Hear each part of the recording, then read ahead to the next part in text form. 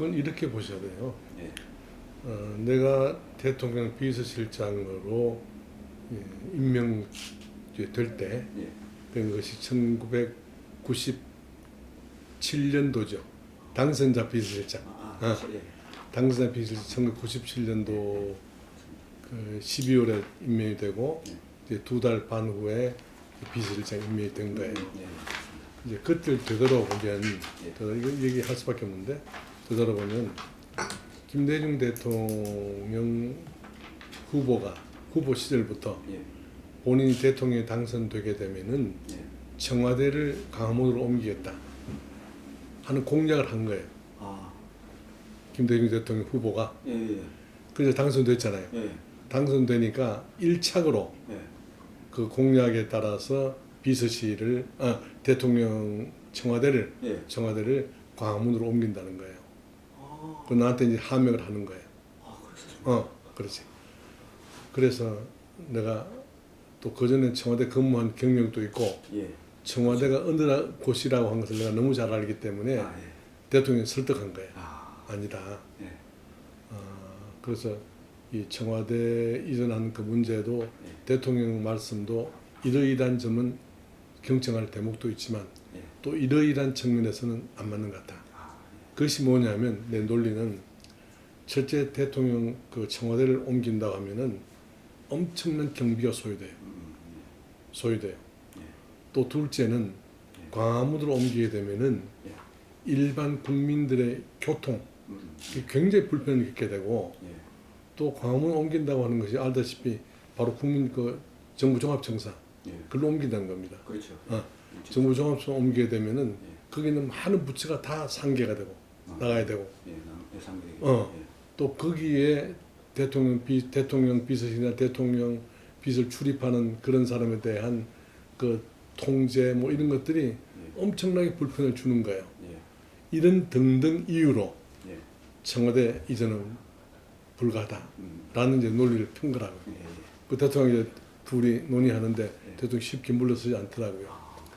그때는 총무처가 있었어. 예. 예. 그렇죠. 그래서 총무처 장관과 차관을 불렀어요. 아, 예. 불러서 이 청와대 이전이 불가피한 건지 아, 아니면 옮겼을 때 온 어떤 이익이 있는 건지 하고 내가 얘기를 시킨 거지. 사실 그전에 내가 미리 나하고 소통을 한 거지. 예. 소통하고 대통령 앞에서. 근데 그 이후에 아, 예. 그래 와서 이 사람들이 불가하다 이런 것으로 보고를 하더라고. 아, 예.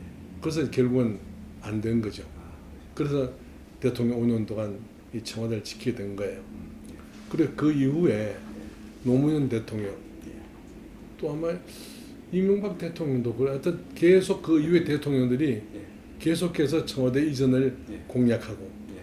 더더구나 문재인 대통령 후보는 굉장히 강력하게 예. 광화문 시대를 열고 자기 어른이 전 광화문에 나가서 예. 국민과 소통하고 대화하고 예. 이게 뭐 한 발 더 나가서 예. 적극성을 비치는 그런 얘기를 한 거 아니에요. 그렇죠. 뭐 결과는 안 된 거 아니에요. 예. 안 돼가지고 예. 결국. 이제 그런 상황을 이제 짐작하시고 예. 이제 본론 답변하면 난 청와대 이전을 잘했다고 생각해. 아, 그때가 상황이 달라요. 내가 그것이 언제냐면 1997, 8년 아니에요. 예. 그러니까 한 5, 6년의 시간이 지난 거예요. 네. 그간에 우리가 예. 헌법 운영, 국정 운영을 해보니까 예. 대통령이 어느 사이에 예. 제왕적 대통령으로 군림하는 상황이 오고 온 거예요. 예. 그러니까 27, 8년 전에도 그 느낌이 있었는데 예. 이 장관 한 30년 기간 동안에 그것이 고착화되다시피 대통령의 권위가 어떤 그쪽에 갇힌 거예요. 청와대 쪽. 이제 그런 면에서 대통령이 일반 국민과의 소통을 하고 예. 또 나의 대통령, 우리 대통령이라고 하는 친근함을 표시하고 또 국정 운영의 투명성이라고 하는 입장에서는 시기적으로 지금이다라고 나는 생각한 거예요. 아, 한 거예요. 예. 그러면 이런 가치가 있는데 예. 다시 말하면 이 대통령의 권위를 내려놓고 예. 제왕적 대통령의 권위를 내려놓고 국민과 소통하고 예. 국정운영의 투명성을 보장한다 예. 하는 이런 커다란 가치가 예. 있는 반면에 예. 또 어느 가치가 있냐면 예. 이런 것은 우리가 이제 흔히 말하는 국민의 혈세, 예. 돈이 들어가는 거 아니에요. 예. 예. 그러니까 이제 국민 부담이라고 하는 이런 것을 해소할 가치가 또 있는 거예요. 두 가치가 충돌하는 거예요. 그렇겠죠. 예. 그러면 두 개의 가치가 충돌할 때는 우리가 늘 말한 것처럼 우월적 이익 보호의 원칙이라는 입장에서 아. 우월적 이익을 붙잡아야 되는 거예요. 예. 그것이 바로 국정운의 투명성, 또 제왕적 대통령의 그 권력의 예. 그것을 내려놓는 거, 예. 국민과 소통을 강화하는 거, 예. 이런 이익이 더 크다는 것이죠. 아. 그래서 나는 예. 이번 용산 이전에 대해서는 적극적으로 찬성한 사람이고, 예. 하나 아쉬운 것은 예. 적어도 이런 그 대통령실을 옮긴다고 하면은 예. 내가 말한 이런 논리적이나 이런 현실적인 효율성이 있다 하더라도 예. 국민의 공감대를 넓혀야 하는 거예요. 그렇다면 공감대를 넓히기 위해서 조금 늦게 오더라도 어떤 그런 과정을 거치면서 국민이 동의를 할까 양해를 할까 이해를 돕는 그런 과정을 거쳐 나왔으면 예. 하는 그런 아쉬움입니다. 예. 알겠습니다.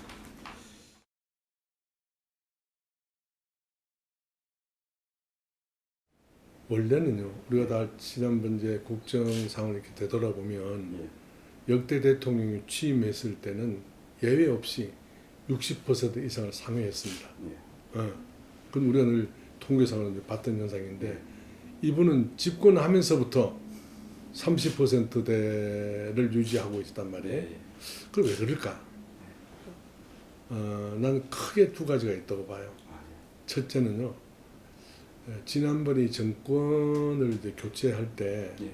국민들이 하나같이 생각하는 것은 뭐 전부는 아니지만 예.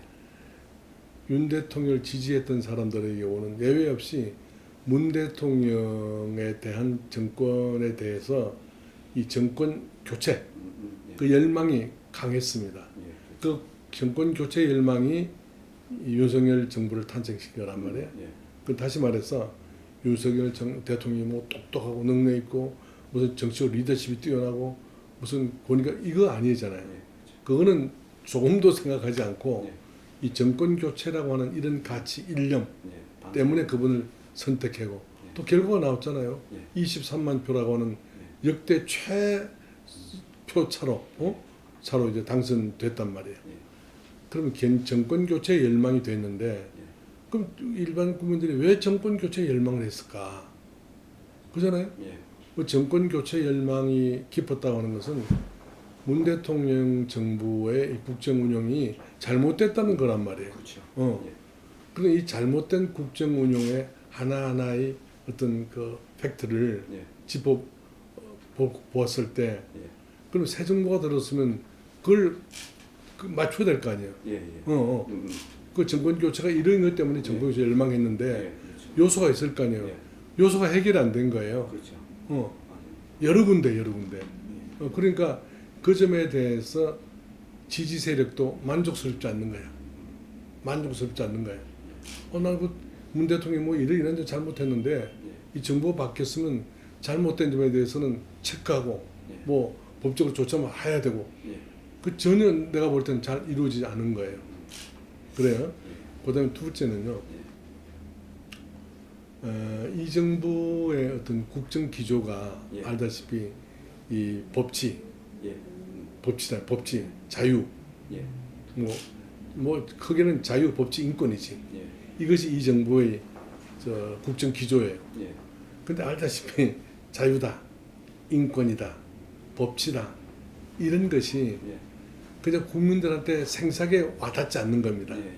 늘 우리가 하는 말이에요, 그게. 예.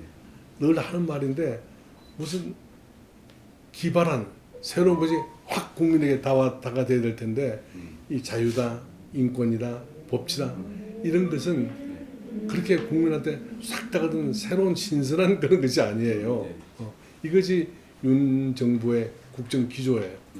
그럼 이 기조에 따라서 뭐 여러 가지 이제 정책이 나오잖아요. 예. 그 뭐 이제 경제 문제에 있어서는 소득주 성장을 폐지해서 뭐 이게 그 시장 경제로 간다든가 탈원전 정도 폐지한다든가 뭐 또 이제 그다음 뛰어난 안보 문제에 대해서는 북한에 끌려다니지 않고 어떤 뭐 이런 식으로 예. 또 한미 동맹을 강화하고 예. 뭐 이런 식의 것들이 새로운 정책들이 아니에요. 또 옛날 정부들이 뭐 예를 들면 이명박 씨나 뭐 또 박 대통령이나 예. 다 하는 거예요, 그게. 예. 그렇죠. 근데 그런 것들이 신선하게 느껴지지 않는 거예요. 이제 그런 것들이 이제 처음에 기대했던 것의 기대치에 미흡하지 않나 하는 생각이 들고요. 세 번째 아주 중요한 것은 뭐냐면 대통령이 당선되게 되면 미룰 기간이라 미룰 아, 예. 미룰 기간이 있었는데 야당 입장에서 볼 때는 정권이 뺏겼잖아요. 네. 정권이 뺏기니까 기분 나쁘고 견디기 어렵지만 그래도 국민이 지지했기 때문에 예. 이제 당선된 거기 때문에 어떤 그 대통령 선거에 있어서의 어떤 국민들의 어떤 지지를 예. 생각하면 야당이라 하더라도 그냥 뭐 마음대로 공격하는 것은 안 맞다고 생각할 거예요. 그러니까 이 기간 동안은 예. 우리가 참자. 예. 어? 예. 그것이 미룰 기간이에요. 예. 그러니까 기분 나빠도 참고 예. 어느 잘 하나 보자. 예. 한 6개월 동안은 6개월. 참아주는 거예요 원래 예. 이게. 6개월 정도. 그걸 이제 정치 미룰 기간이라고 그럽니다. 예. 예. 근데 이 미룰 기간을 안 지켜주는 거지 야당이. 음. 처음부터 공격을 났잖아요. 네. 왜 그럴까? 이건 다수당. 169석이라는 다수당의 위력 때문에 이 사람들이 그게 도취되는 거예요. 그러니까 이 미룰 기간을 이른바 뭐 약속한 건 아니지만 그렇죠. 우리가 늘 행해지는 이 미룰 기간을 그 사람들은 인정해 주지 않는 거예요. 그러니까 그때 처음부터 공격에 나가는 거예요. 그러면 알다시피 169석이 뭐 과반을 훨씬 뛰어넘고 3분지선을 육박해 가는데 그 지지 세력이 있을 거 아니에요. 예. 그 지지 세력이 이동하지 않는 거죠. 윤석열 정부에. 예. 이런 것들이 지지율 하락에 큰 영향을 끼친 것 같고 예. 또 마지막으로는 이 얘기는 해야 될 것 같은데 윤석열 대통령이 정치인이 아니에요. 그 검사예요. 예. 정의 구현을 위해서 칼자루 잡으면서 예. 수사하고 예. 했던 사람이에요. 예. 그러니까 이분이 대통령이 되면서 옛날에 무슨 김대중 뭐 김영삼 뭐 이런 분들이 했던 권위도 없고 예. 권위 없잖아요. 예. 리더십도 거기 못 따라가고 카리스마도 없고. 카리스마도 없고 예. 이러니까 이 정치 현안을 매끄럽게 풀어가지 못하잖아요. 요즘 발언 같은 것도 저런 그런 것들이에요. 이제 이런 것들이 우리 같으면 절대 저렇게 말 안 합니다. 절대 말하지 않습니다. 그러니까 말할 필요도 없는 거지. 왜 자성자박이 말하나요? 그러니까 이런 것들이 어떤 마이너스 요인으로 작용가 아닌가 이렇게 생각이 돼요.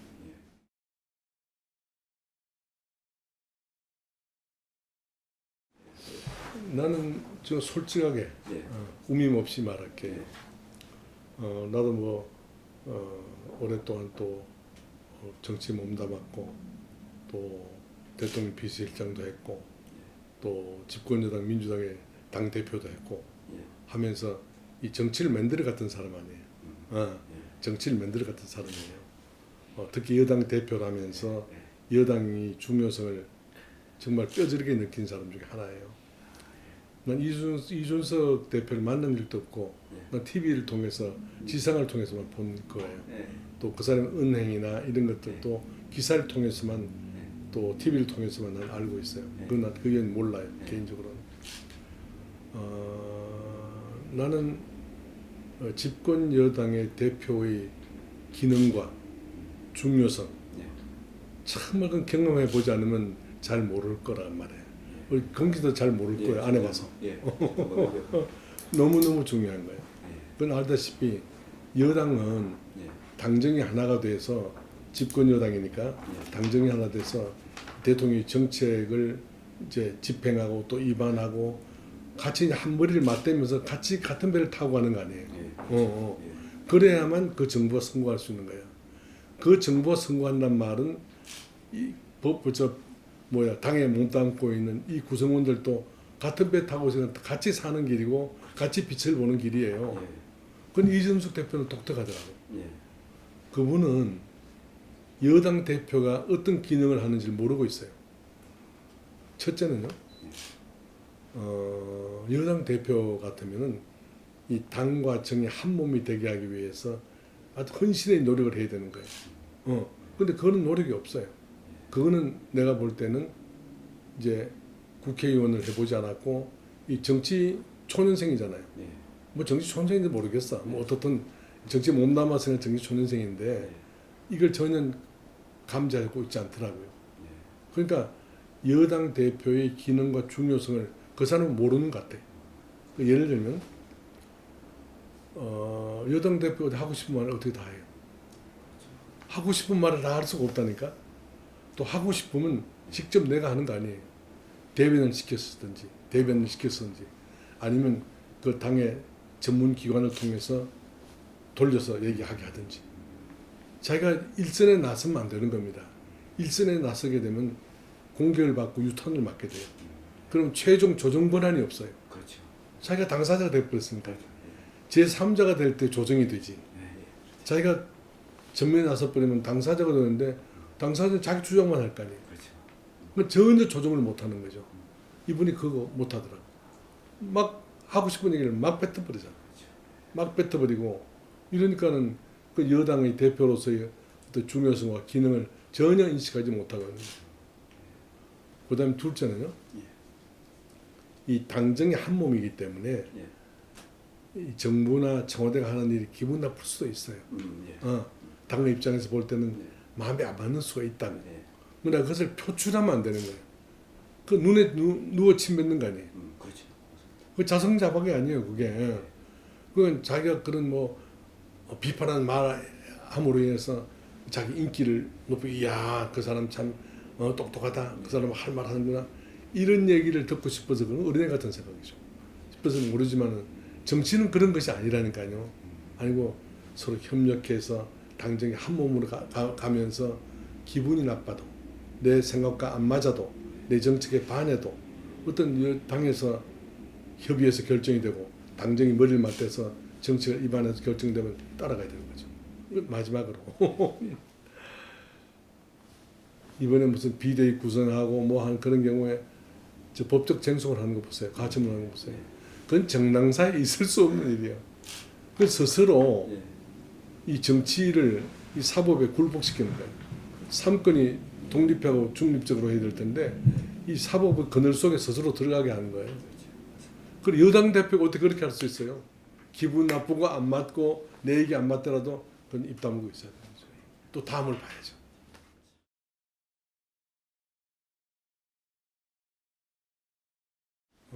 이건 이렇게 봐야 돼요. 예. 우리나라 자유민주주의 국가고 법치 국가 아니에요. 예. 법 앞에는 다 평등해요. 예. 그렇잖아요. 예. 다 평등해요. 뭐 권세가 있고 높은 주에 있고 당 대표다 대통령에 대해서 그 예외가 있을 수 없어요. 똑같아요. 똑같이. 그것이 바로 법치주의잖아요. 예. 그러면 이재명이라는 대표가 지금 갖가지 이 사법 리스크를 가지고 있잖아요. 그렇다면 그것도 국민이 원오브되면 국민의 한 사람으로서 충분히 예. 그건 조사를 받아야 돼요. 예. 자기의 무의함, 예. 내가 참 억울하다, 무의하다. 예. 이거는 나가서 밝혀야 될 거 아니에요. 예. 그렇죠. 그래 내가 당대표이기 때문에, 내가 국회의원이기 때문에 예. 숨는다, 그네를 가려진다. 그건 있을 수가 없어요. 그건 흥정 대상이 아니라는 것이죠. 예. 그래도 이 문제는 클리어하게 해야 됩니다. 그것도 그런 것이 이 대표한테도 유리한 것이죠. 자기가 무의하다면, 그렇죠. 그렇잖아요. 깨끗하게 사고적 판단해 가지고 괜찮다고 판단돼야만 다음에 대통령 바라볼 수 있는 거지. 그러면 찜찜하게 넘어가면 뭐 덥지 정치적인 무슨 배려나 고려 때문에 넘어갔다 이러면 두고 얻어맞습니다. 알겠습니다.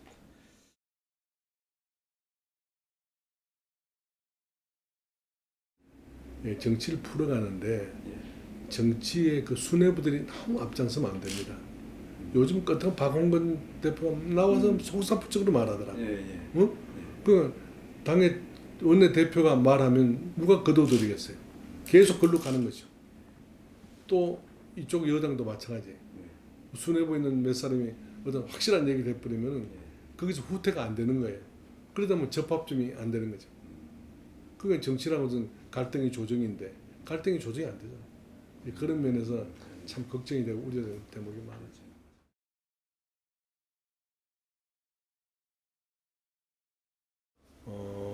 대통령이 뭐 공식 석상은 말할 것도 없고 예.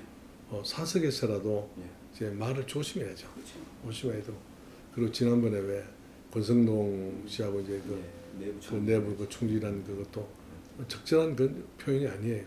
그 국가 원수로서, 응? 원수로서.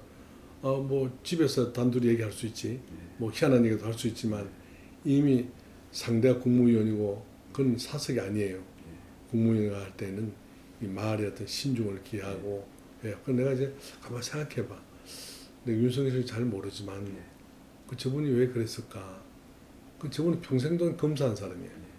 정치인이 아니에요. 평생 동안 검사를 했기 때문에 저 사람은 늘 수사를 위해서는 가진 얘기를 다 해. 욕도 하고 뭐도 윽박지르고 했을 거라고. 이제 그런 것이 은연중에 저게 나타난 것이 아닌가, 이런 생각을 해보는 거예요. 그래서 내가 이제 지금도 생각하는 것은 윤 대통령에 대해서는 난 큰 기대를 안 합니다. 그건 무슨 말이냐면 저분은 평생 검사를 했기 때문에요. 그 사람의 랜드마크는 공정과 정의입니다. 공정과 정의를 이 땅에 갖고 보면 선거한 대통령이에요. 정치를 매끄럽게 유연하게 하고 뭐 리더십을 보고 권위를 가지고 뭐 나를 통치하고, 난 그까지 기대하지 않는다니까요. 않고 적어도 이 땅에 무너진 법치를 되살리고 이 공정의 가치를 올리고 인권을 되찾고 하면 이 사람이 선거한 대통령이에요. 난 그걸 기대하는 거죠.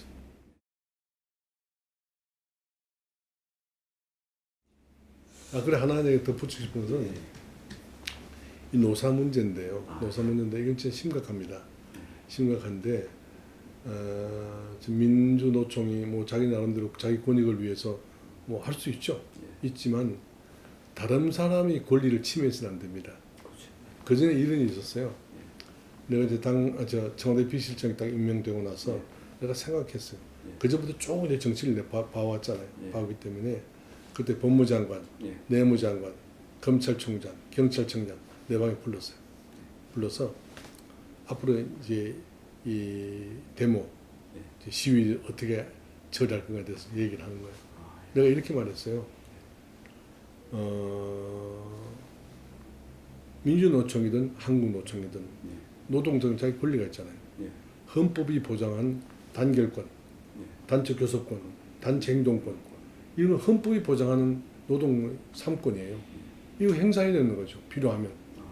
그러나 이 권리 행사는, 권한 행사는 타인의 권리가 침해돼서는 안 되는 거예요. 헌법에 나와 있는 거예요. 내 얘기가 아니라. 그건 내 권리를 주장하고 관철하기 위해서는 다른 사람의 권리가 침해돼서는 안 된다는 거죠. 헌법의 규정에. 그래서 처음에 굉장히 강력하게 했습니다. 지금 이 길을 못 들었어요. 그 노사 문화의 선진화를 이번에 한번 확립해 줘야 돼. 난 정말 바라요. 그거는 노동자층도 마찬가지고 사측도 마찬가지예요. 새로운 노사의 어떤 선진적인 노사 문화를 형성해야 되고요. 이 노사 갈등이 막 일어났을 때 정부 개입하는 경우가 있잖아요. 좋은 거 좋다고 지금 이렇게 미봉책으로 다음에 어떻게 될지 모르고 당장 이 사람들이 못하게 하기 위해서 무리한 욕을 들어주고 타협하게 만들고 또 살을 이렇게 그 양보하게 만들고, 난 그거 안 된다는 겁니다. 안 된다는 겁니다. 그러니까 이것은 노와 사 간의 정당한 교섭, 타협을 통해서 결론을 내야지 다른 어떤 세력도 관여하면 안 된다는 것이죠. 그리고 또 마지막으로요. 이 신노사 문화와 관련해서 이 노동의 유연성이라는 입장에서 한번 생각해 보면 지금 막 법에 어긋나는 요구와 단체 행동을 하게 되면 법적으로 다스려야 될 거 아니에요. 그러니까 그것은 확실하게 사법적 처리하든지 또 손해가 있게 되면 손해배상을 하게 하든지 이건 이번 기회에 확실히 해줘야 돼요. 그래야만 새로운 선진적인 노사 문화가 정립되고 또 이것이 어떤 면에서는 길게 보면 이 노동자들에게도 권익을 옹호하는 길이 될 거라고 생각해요. 알겠습니다.